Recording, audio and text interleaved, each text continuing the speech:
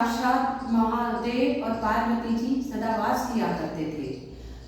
एक दिन बहुत खुश थे महादेव जी। पार्वती जी के मन में आया चलो मनोविनोद किया जाए। बोले हे प्रभु आज चौसर खेला जाए। महादेव जी बोले ठीक है देवी। महादेवी और महादेव चौसर खेल ही रहे थे। इतने में वहां मंदिर का पुजारी आया पूजा करने। माता के मन में आया कि क्यों ना पुजारी से पूछा जाए इस खेल में कौन जीतेगा।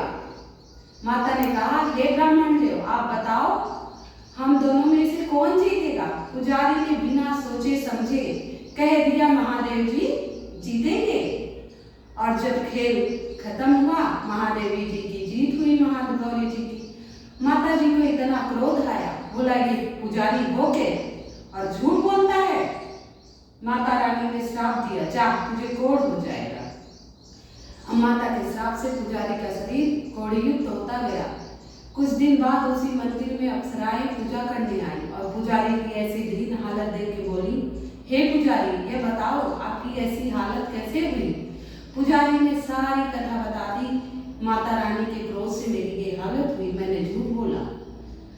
अप्सराओं को दया आई पुजारी पे और उन्होंने 16 सोमवार की व्रत कथा बताई। बोले हे पुजारी आप 16 सोमवार का व्रत का संकल्प लीजिए आपका शरीर निरोगी हो जाएगा। बोली हे देवी आप मुझे इस व्रत की विधि बताए। बोले एक सोमवार को जाके मंदिर में संकल्प लीजिए और चूरमा बनाइए और एक भाग भोले बाबा को 3 भाग करिए चूरमा का। एक भाग भोले बाबा को चढ़ाइए और 2 भक्तजनों में बांट दीजिए। और ऐसे 16 सोमवार का व्रत करो। प्रदोष काल में उनका पूजन करो। भांग धतूर बेलपत्र पंचामृत गंगा जल जो आपसे हो सके धूप दीप नैवेद्य से बम बम भोले भंडारी की विधिवत पूजा कीजिए। और 17वें सोमवार को 5.25 के चूरमा बनाकर भोले बाबा को चढ़ाएं और उसका प्रसाद का वितरण करें और घर आकर भोजन ग्रहण करें। इस प्रकार आप व्रत शुरू कीजिए। पुजारी ने अप्सराओं की बात मानकर व्रत शुरू कर दिया और कुछ दिन में ही उसकी सुंदर काया हो गई पहले से भी अच्छी। इतने में महादेवी जी बोली हे पुजारी मैंने तो तुझे कोढ़ का श्राप दिया था तू तो पहले से भी सुंदर हो गया। पुजारी जी ने वही 16 सोमवार की व्रत कथा महादेवी जी को बता दी। माता गौरा के मन में आया मेरा पुत्र कार्तिकेय बहुत दिन से नाराज है मैं भी ये व्रत शुरू करूंगी। माता ने 16 सोमवार का व्रत किया उद्यापन किया। इस व्रत के प्रभाव से भोले बाबा की कृपा से कार्तिकेय प्रभु का मन बदला और वो महादेवी जी से मिलने आए और पूछा हे माँ किस पुण्य से मेरा मन बदला मैं आपसे मिलने आया। माता रानी ने यही व्रत कथा कार्तिकेय प्रभु जी से बता दी। और फिर कार्तिकेय प्रभु जी के मन में आया कि मैं अपने दोस्त ब्राह्मण से मिलूं। बहुत दिन हुआ ब्राह्मण गया था विदेश धन कमाने। कार्तिकेय जी ने बम भोले भंडारी की 16 व्रत शुरू किया सोमवार का और एकाएक उनके दोस्त ब्राह्मण से मुलाकात हुई। बातचीत किए कुछ देर बाद ब्राह्मण ने कहा हे प्रभु किस पुण्य से हमारी आपकी एकाएक मुलाकात हुई। कार्तिकेय जी ने यही 16 सोमवार की व्रत कथा का विधि बता दिया। ब्राह्मण के मन में आया मैं विवाह करूंगा। उसने भी इस संकल्प से 16 सोमवार का व्रत शुरू कर दिया। उसी नगर में राजा ने संकल्प लिया था 16 सिंगारित हथनी जिसके गले में वरमाला डालेगी उसी से मैं अपनी पुत्री का विवाह करूंगा। अब ब्राह्मण उसी स्वयंवर में जाकर एक किनारे कोने में खड़ा हो गया। भोले बाबा की कृपा से उस व्रत के पुण्य प्रभाव से उस हथनी ने वरमाला उसी ब्राह्मण देवता के गले में डाली और ब्राह्मण देव का विवाह राजकुमारी से हो गया। धूमधाम से विवाह हुआ और राजा ने बहुत सारा धन देकर राजकुमारी की विदाई कर दी। ब्राह्मण के साथ कुछ सुखी पूर्वक रहते।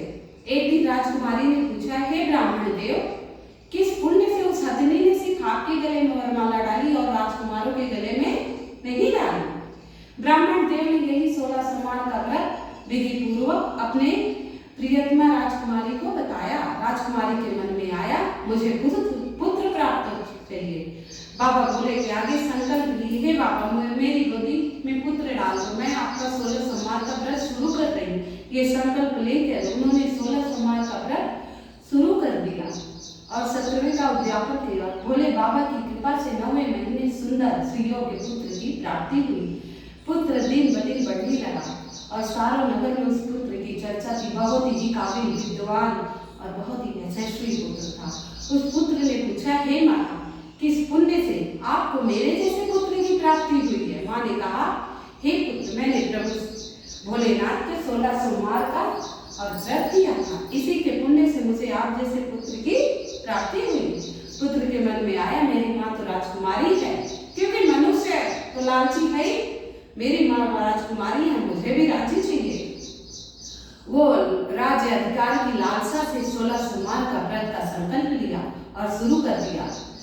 और उसी बीच वहां के राजा ने आज्ञा दी, क्योंकि राजा दिग्वंत थे, बूढ़े थे। बोले, जाओ मेरी राजकुमारी के लिए सुयोग्य वर ढूंढ के लाओ। दूतों को भेजा और चारों तरफ ढूंढने पे भोले बाबा की कृपा से वही सुयोग्य वर दिखा, ब्राह्मण पुत्र।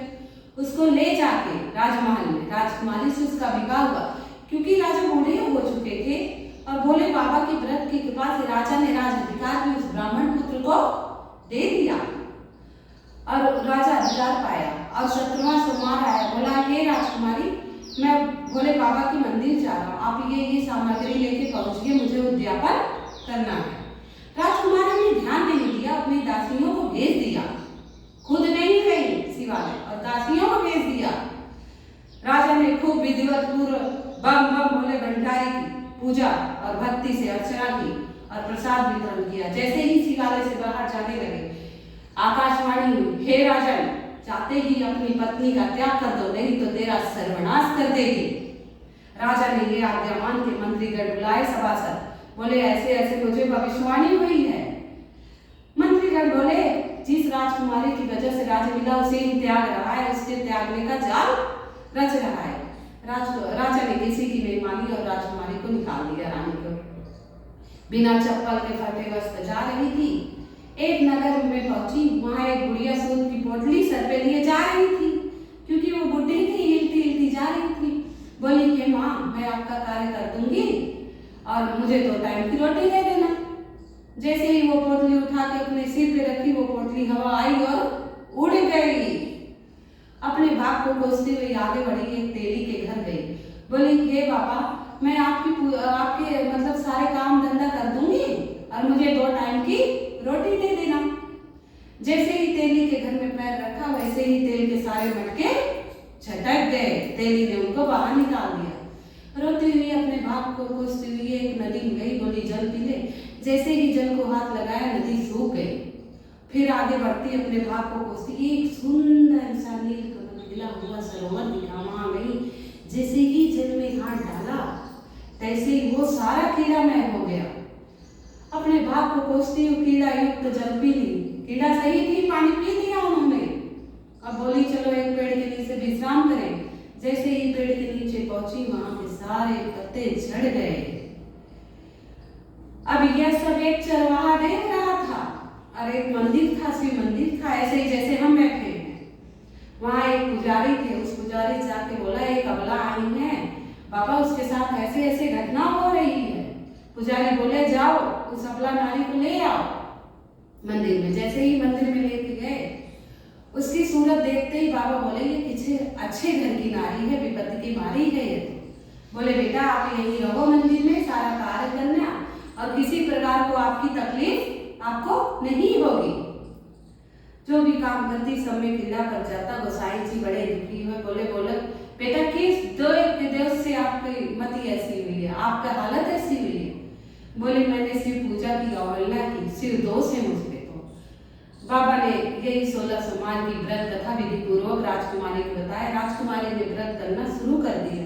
हे बाबा, जो गलती हो कथा में वो क्षमा कर देना, बता दिया। राजकुमारी ने वो व्रत शुरू किया, 17 को उद्यापन किया। व्रत महादेव की कृपा से, व्रत के पुण्य प्रभाव से राजा का मन बदला। बोले, राजकुमारी को गए तो बहुत दिन होगा, हे दूत जाओ अपनी रानी का पता लगा। दूत पता लगाते लगाते उसी मंदिर में आए। पुजारी से कहा, ये तो हमारी रानी है और बाबा के उससे इनका त्याग कर दिया था, राजा इन्हें याद कर रहा है, भेज दो। पुजारी ने एक नहीं सुनी, रानी को नहीं भेजा। राजा स्वयं आए और सारा विधि पूर्वक बताई, ये तो मेरी रानी। पुजारी ने बाबा के आशीर्वाद से उनकी विदाई की। नगर आए तो नगर को सजाया गया, बंदरबाग रंगोली मंदिर बनाए गए। अब रानी को लेकर अच्छे से रहने लगे, वे भंडारा करने लगे। हे बाबा, जैसे रानी के पीछे आए सुख ऐसे सबके आइए, जैसे पहले आए से किसी के मत आइए। कहानी कहता, कहानी सुनता, ओंकारा करता, सब पर कृपा करके। हे भोले बाबा, जो गलती हो अपराध हो क्षमा कर। हर हर महादेव, हर हर